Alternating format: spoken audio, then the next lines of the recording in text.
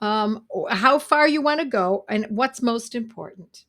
Now, if you're going to use homeopathy, then by all means, it might work in spite of the coffee. But I want to remind you that those those items that come into the body are often the cause of new conditions or other conditions. And I also want you to also consider the possibility that the drug that you're taking for another condition can cause frequent urination. How do we know? This is how we find out. Name of the drug causes frequent urination. Can the name of this drug cause frequent urination? You're not going to look at the side effects of the drug. Forget it. Your eyes will cross because the side effects are so numerous. You're going to get bored. And that's if you can even see at all of it, because you're going to need a magnifying glass because there are so many of them that they have to write them in very, very fine print. And then they still don't give it all to you unless you read only the insert. So I'm going to warn you that things that you take into the body can affect the body in a way that you might not have imagined. In fact, it's more common than we realize. What else? Supplements can do this. Supplements can indeed cause frequent urination. All of these drugs especially, are most suspect, but supplements can cause trouble too. Yes, but I never had this problem with this drug. So, did you think it was going to come in chronological order in exact incremental spaces? That's not the way the body works. It's not the way life works. So, it matters not that you didn't have trouble before from a drug or a supplement or a synthetic vitamin. I'm talking supplement. What I mean by a supplement, I mean synthetic stuff, not, not cod liver oil. That's a food. But we're talking about something that's a supplement. Just because it didn't cause trouble before doesn't mean that it won't cause trouble now. So you should always examine everything that you're taking into your body, good, bad, or indifferent, including what you're digesting psychologically. What are you watching? What are you reading? Who are you around? That's all. I'm not going to tell you that's going to cause urination problems. But in general, we should be assessing our lives on a regular basis so that we can always improve, right? Isn't that the idea, is for us to grow and improve and become better than we were yesterday? I think that's the way we should be looking at life. Okay. Now let's talk about homeopathic medicine, shall we? Yeah. Leanne says urine becomes concentrated when you drink coffee and irritates the bladder. Yes. More avoiding to get rid of the irritants. Yeah. It's another way of looking at it. Absolutely. I totally agree with that. Yep. You can all hear me, right? I'm assuming that you can all hear me. Yep. Hello from Australia. Hello. Who's from Australia? That was Monica. Wonderful to see you all. Yep. What about an enlarged prostate? Let's talk about that, shall we? Let's go into that. First, we're going to start with the one medicine that is the most fun ever to say. So get ready, get your fingers nimble, or get a pen ready. This is for frequent urination in men. We're talking about men tonight, okay? Frequent urination, strictures, and enlarged prostate. This medicine is called Chemophila umbellata. Isn't that fun? Chemophila, Chimaphila, Chemophila umbellata, Umbellata, Chemophila umbellata. Great medicine. One of my favorites.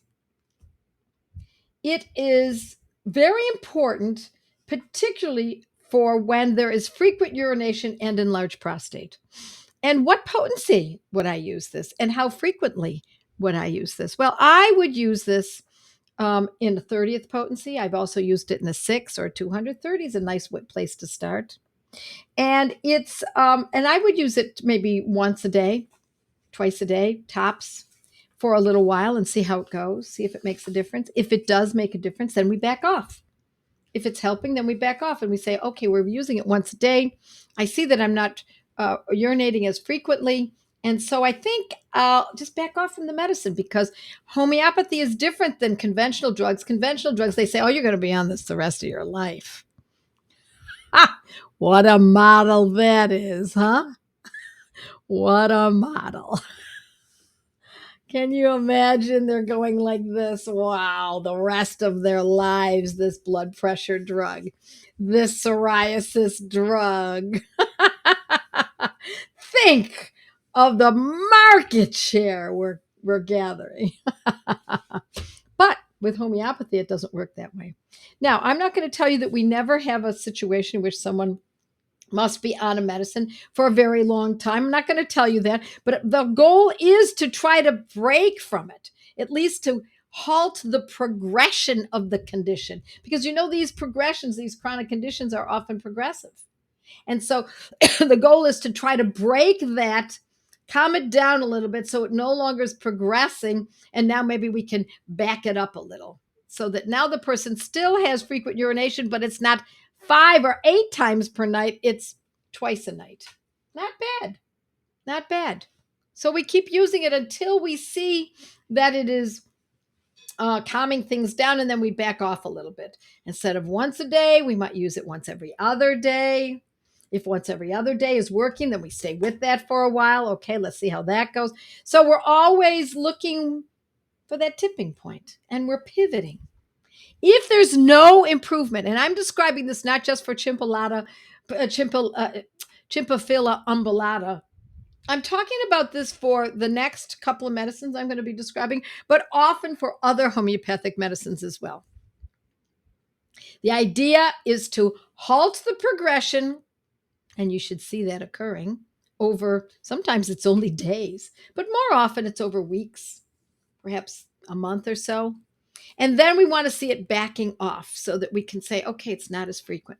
If we see that happening, then we have to discern this. We have to, well, no, let's put it this way. We have to know that unless there's something else that's at play here, that it's likely the homeopathic medicine that's done the work. Don't think, oh, well, the reason I'm getting better is because the sun is shining. However, you weren't any better last summer when the sun was shining. So give credit where it's due when it's homeopathic. Give credit where it's due when it's as a result of a good chiropractic adjustment. Give credit where it's due, regardless, even conventional drugs. If the pain is gone, whatever the pain might be from, after a conventional drug, you got to give it credit. You can't say, oh, well, it must be the sun is shining. So, stimulating foods. I said coffee, could be also chocolate. Now, men generally are not chocolate eaters like women are. Men are the coffee drinkers more often. I mean, it goes for both, but nonetheless, chocolate can be very overstimulating as well. And so can conventional tea, black tea, green tea. Same thing. It can cause frequency of urination that's keeping the man up at night because he's constantly has to go to the bathroom. Okay. Now let's talk about another one.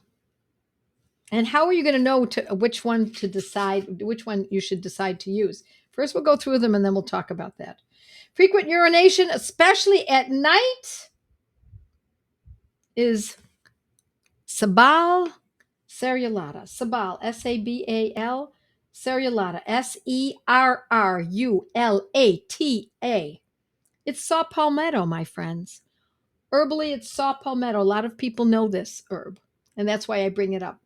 But it's Sabal, 2 words, Sabal cerulata. And it can be used in mother tincture. Then it would be called saw, S-A-W, palmetto, P-A-L-M-E-T-T-O. And it could be used in mother tincture from an herbal company. And then you would use 5 to 10 drops once or twice a day. over a period of time, that can be very useful. Or one could use Sabal cerulata in potency homeopathically, which means it would be used in a 30th potency, for example, once a day or twice a day. And we're following the same uh, program or model that I just described for Chemophila umbellata. It's all going to be the same. We're going to use it in the same fashion. And this is also what I love about Sabal cerulata. It's worse from frequent urination at night, but it's sometimes this person has difficulty passing the urine. Now, it could be that it's just a slow flow. It takes a while to get going. As my father aged, he once said, I don't care. I'm not going to take a drug for that. So what if it takes a while to in the bathroom? I'll just take my time. He says, where do I have to go? He says, I'm a senior citizen. I'm not in a hurry anymore. So, yeah, and I do want people to think that way. I want us all to be thinking, do I really need a drug? Really? For that? Do I really need even a homeopathic medicine for this? If it's not pathological, if it's not keeping the man up all night or on and off throughout the night, or if it's not not allowing the man to sit down and enjoy a meal with his family or get through a day of work where he's constantly hopping up to run to the men's room, if it's not doing any of those, then let it be. Let it be. Just because you know the name of the medicine that can be used, my friends, does not mean that you use it. I want you to relax, just say, oh, that's a cool medicine, and then put it in your hip pocket and consider it something that can be used at a later date for someone that you know, someone that you love, someone that's in your charge. Okay, let's see some of the questions before I go on. Some people are saying, can I use both together? Listen, there are combination medicines that are like that pharmacies manufacture. If they do that, they're not using them in this high potency. They're not using them in a 30th potency or 200. They're using them in a 3, a 6, a 9, sometimes a 12. So they're using these. Please put together a men's course like feminopathy. Yes, no, I'm really very interested in doing that. There are a number of courses I'm dying to put together, but I'm spending so much time on putting together our academy and our mastery program that it's kind of been put on the back burner, but I will get to it. But at any rate, let me say that there are sometimes combination medicines. I think they can be useful in a pinch. They can be useful when there is an acute situation, but for chronic conditions, I prefer choosing one medicine, the medicine that fits it best for this condition. Okay. And then we also look at how about an enlarged prostate and prostate. I said prostrate. I meant prostate. An enlarged prostate, poor flow of the urine, frequency, and then this is a little bit different. There's sometimes burning or a pain that can be cutting near the bladder, so a little higher up.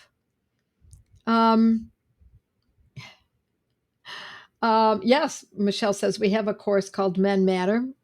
But I do want to add more to that. Thank you, Michelle. Anyway, we enlarged prostate, poor flow, frequency with burning or cutting pain near the bladder, and especially if there's an enlarged prostate, we think of the remedy Thuja, Thuja, Thuja, and I would use that in a 30. Now, I would not use all three, my friends. I would not use that. I would not go that way. I would choose one. Choose one. Allow it to act. And if it didn't act thoroughly, but it did act on some level, don't throw it away. Allow it. Sometimes it takes a little time for a medicine to act. Sometimes in the beginning it acts more, and then afterwards, after it's been around for a while, you've been using it for a while, it's the action is still occurring, but it's not as grand. So give it some time. Let it work itself through. Sometimes it takes weeks. Sometimes it takes even months not to see something. We want to see something within a month and a half.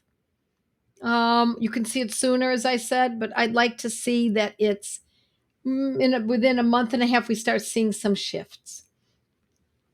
And then we know to stick with it. Okay. My husband had a bad reaction to saw palmetto. Essential tremors.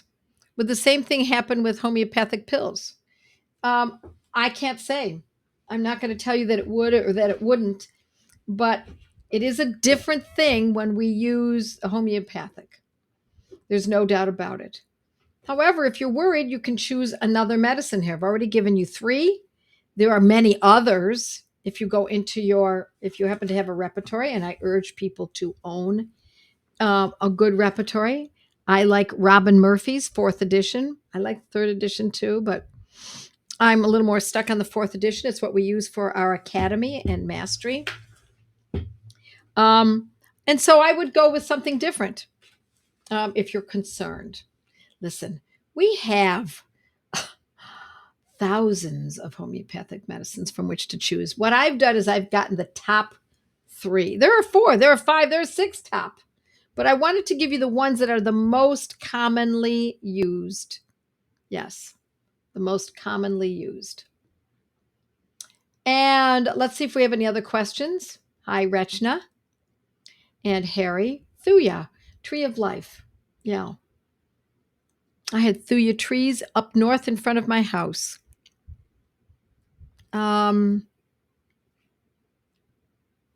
Let's see. Another course idea is fibromyalgia, chronic fatigue syndrome, long COVID. Oh, forget long COVID, my friends. It's just a long response to. Listen, let me tell you, in all the years that I've been in homeopathy, I can't tell you the number of times that people get a flu or a cold or something, and it lasts a long time. They make it sound like this is something special. It ain't anything special, my friends. It's all just a response to if the person got sick. If they got sick with a flu-like symptom and it lasts a long time. I've been working with people with that condition, never calling it long COVID because there was no word such as COVID years ago. You will find it in the repertory and it's very common. Okay, so what are the other? Let's see. I like to hear what you have in mind, though. Fibromyalgia, covered in my course called Pain. Pain, any pain condition. It's covered in my course on pain. Chronic fatigue syndrome or any post-infection syndrome often falls into this too. We're not looking at it as a post-infection. We're looking at what's presenting. So what's presenting? The person had a flu. The person had a cold or whatever it was. What's happening? They're fatigued? Oh, then we use the fatigue medicine. Joette Calabrese, chronic fatigue. I tell you already in the blog or articles that I've printed. If the condition is I have pain in my joints ever since I had fill in the blank, whatever. Pain in the joints. What's pain in the joints? It's usually arthritis. Joette Calabrese arthritis, or look it up in my pain course. It's not that complicated. Don't complicate by believing that the cause has to be a part of the decision on how to choose the medicine. It can be, but it more often is we're just going to use what's happening now. What are the symptoms now? Or what's the name of the condition now? The condition is I now have arthritis. I now have chronic fatigue. I now have fibromyalgia. That's what we're going to use the remedies for. That's how we're going to do it. Not it must be something special because I was sick with this and now I've got that. How about, for example, if we were to say, ever since I had that bad chicken, I now have chronic fatigue. So, do we do a course on bad chicken disease? No, we use the condition and we use the medicine specific for the condition.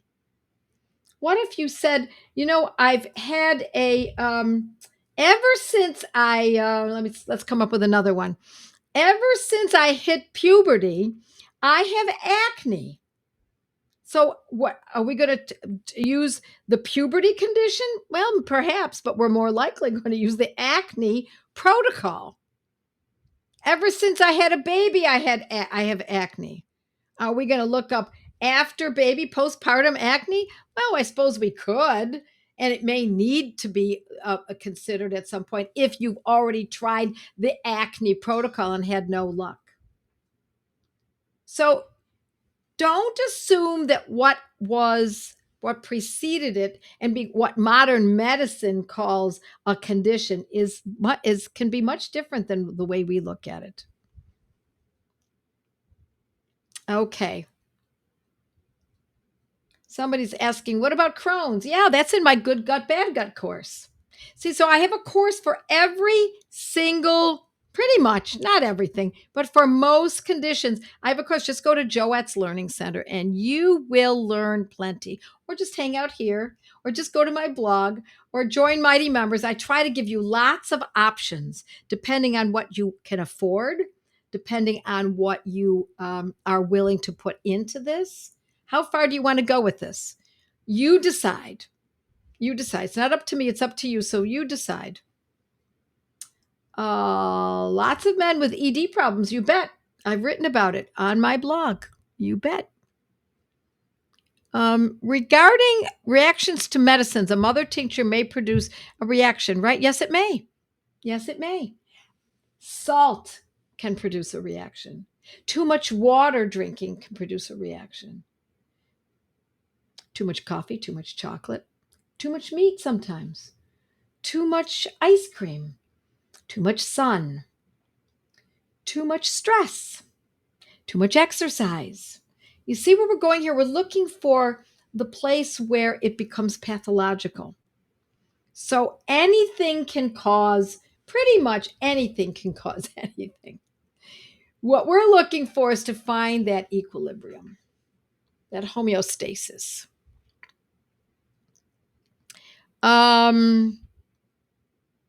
Okay, regarding reactions to medicines. Okay, got that already.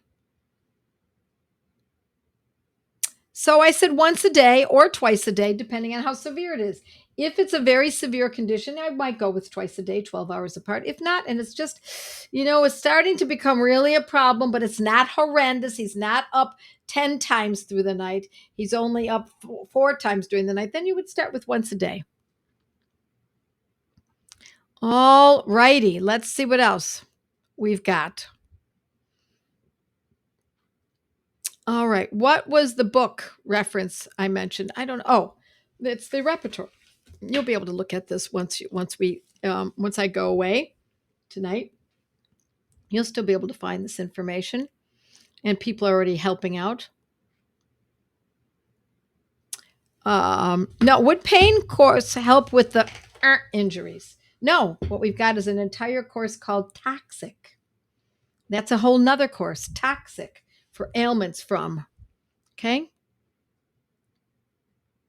Yes, please don't forget to share and like this. Let's see what else we've got from my mighties. Thuya for women with burning pain in the bladder. Yes, it can be. But more often for women, it can be Thuya. It's more often Cantharis, my friends. Now, I just talked about these medicines without any regard for whether or not there is a bladder infection or a urinary tract infection, not just the bladder. That changes things. Doesn't mean these medicines couldn't act, but you want to find a medicine that is specific for a urinary tract. Okay. Could China or Sabal be used for bedwetting in teen girl if Cantharis metarhinum causticum has not acted. I don't think. Oh, Chemophila is what you're saying, not China. Chemophila or Sabal. Sabal and Chemophila are generally, not always. They're a little bit more on the masculine side. There are other medicines that could be of more value for bedwetting in a teenage girl. Is there a different remedy for burning pain in men, but not up by the bladder? Yes, burning pain that's not necessarily by the bladder could be a urinary tract infection. And then we do think of Cantharis and Berberis. Cantharis or Berberis. There are plenty of remedies. I'm kind of just telling you off the top of my head. So don't just jump on it, my friends. Do a little more homework. Go on my blog if you're new. Start there. Take your Gateway. Join the Gateway group. I didn't mention that earlier. Become a member of a Gateway study group. You will find your new world in a Gateway group because you're meeting people from all over the world and you become friends. And then you join that group again and you keep going with that group. It's just the best thing ever.